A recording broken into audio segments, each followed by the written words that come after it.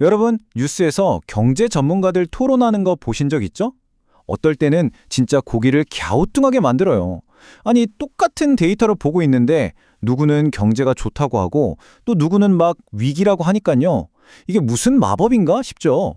근데 사실 여기에는 비밀이 하나 숨어 있습니다. 바로 경제학자들이 세상을 분석할 때 쓰는 아주 특별한 도구 때문인데요. 세계적인 경제학 교과서죠.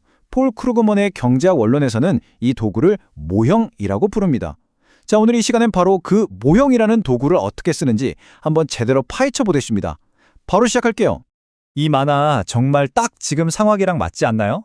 똑같은 물컵을 보면서 어떤 사람은 물이 반이나 남았네 하고 긍정적으로 보고 다른 사람은 에이 반밖에 없잖아 하고 보잖아요. 경제 전문가들도 정말 이래요. 똑같은 경제 지표를 앞에 두고도 누구는 아주 긍정적인 신호입니다 라고 하고 다른 쪽에서는 이거 보세요 위기의 징조입니다 라고 하니까 대체 우리는 누구 말을 믿어야 할까요? 자, 그래서 오늘 우리가 파헤쳐볼 첫 번째 질문은 바로 이겁니다. 경제학자들은 도대체 왜 이렇게 맨날 싸우는 걸까요? 이들의 의견 대립, 그 속에 숨겨있는 비밀을 한번 찾아보겠습니다. 정말로 경제학이라는 게 정답도 없이 끝도 없는 논쟁만 하는 그런 학문일까요? 이 질문에 대한 답 오늘 제가 아주 확실하게 알려드리겠습니다. 그 비밀을 푸는 열쇠는요. 바로 경제학자들이 세상을 바라볼 때 쓰는 두 가지 렌즈에 있습니다. 네, 바로 실증 경제학과 규범 경제학이라는 두 가지 렌즈죠. 네, 바로 실증 경제학이랑 규범 경제학인데요. 말이 조금 어렵게 들릴 수도 있는데 생각보다 간단해요. 실증 경제학은 뭐냐면 있는 그대로의 현실을 분석하고 설명하는 데 초점을 맞추는 거예요. 반면에 규범 경제학은 세상이 앞으로 어떻게 되어야 한다라고 처방, 즉 권고를 내리는 거죠. 그러니까 하나는 분석이고 다른 하나는 주장인 셈입니다. 어때요? 접근 방식이 완전히 다르죠? 자, 그럼 첫 번째 렌즈부터 한번 자세히 들여다볼까요? 바로 사실, 그러니까 팩트의 세계를 다루는 실증 경제학입니다.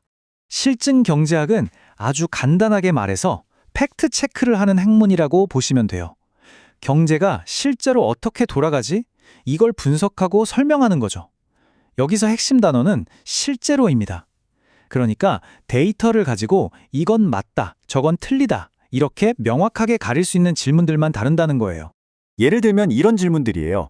유류세를 올리면 휘발유 소비가 얼마나 줄어들까요?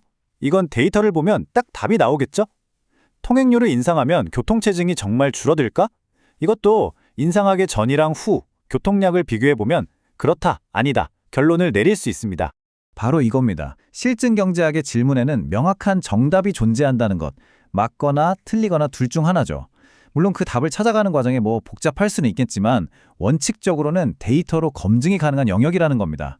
바로 이 지점에서 경제학은 과학의 영역에 한 발을 딱 딛고 있는 거죠. 자, 그럼 이제 렌즈를 한번 싹 바꿔보겠습니다. 이 사실의 세계를 떠나서 그래서 어떻게 해야 하는데 이걸 묻는 주장의 세계, 바로 규범 경제학으로 넘어가 보죠. 반면에 이 규범 경제학은요, 경제가 앞으로 어떤 방향으로 가야 하는가에 대한 처방전을 쓰는 분야예요. 예를 들어 어떤 정책이 더 바람직할까? 무엇이 더 공정한 걸까? 처럼 가치 판단이 꼭 필요한 질문들을 다루는 거죠. 예를 들어 볼까요? 대중교통 기금을 만들려고 통행료를 걷어야 할까요? 라는 질문. 여기에는 해야 한다 또는 하면 안 된다는 주관적인 판단이 들어갈 수밖에 없어요. 또 통행료 올리는 거 저소득층한테는 너무 불공평한 거 아닌가? 이 질문도 마찬가지죠. 여기서 말하는 공평함의 기준은 사람마다 다 다르잖아요. 데이터만 가지고는 절대 답을 내릴 수 없는 그런 질문들이죠. 맞습니다. 이 규범 경제학의 영역으로 딱 들어오면 개인의 가치관이나 신념이 아주 중요해집니다. 왜냐? 실증 경제학과는 다르게 명확한 정답이 없기 때문이죠.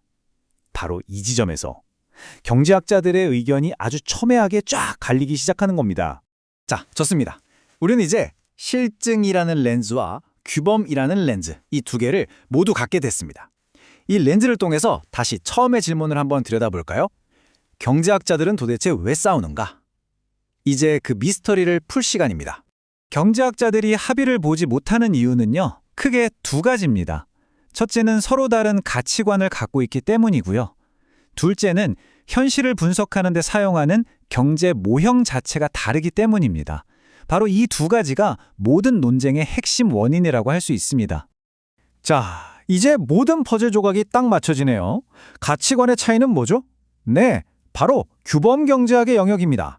무엇이 더 공정하고 바람직한가에 대한 신념이 서로 다른 거죠. 그리고 경제 모형의 차이는 실증 경제학의 영역과 아주 깊은 관련이 있습니다. 현실을 분석하는 틀 자체가 다르니까 똑같은 데이터를 보고도 서로 다른 예측을 내놓게 되는 겁니다. 그래서 오늘 우리가 꼭 가져가야 할 핵심이 바로 이겁니다. 앞으로 경제 전문가가 나와서 무슨 말을 하잖아요. 그럴 때 속으로 딱 한 번만 질문을 던져보세요. 저 사람이 지금 말하는 게 데이터로 검증할 수 있는 사실에 대한 이야기인가? 아니면 이렇게 해야 한다는 가치 판단이 들어간 주장인가? 바로 이 실증과 규범, 이 둘을 구분하는 눈만 가지셔도요. 앞으로 쏟아지는 경제 뉴스 속에서 절대 길을 잃지 않는 아주 강력한 나침반을 손에 쥐게 되시는 겁니다.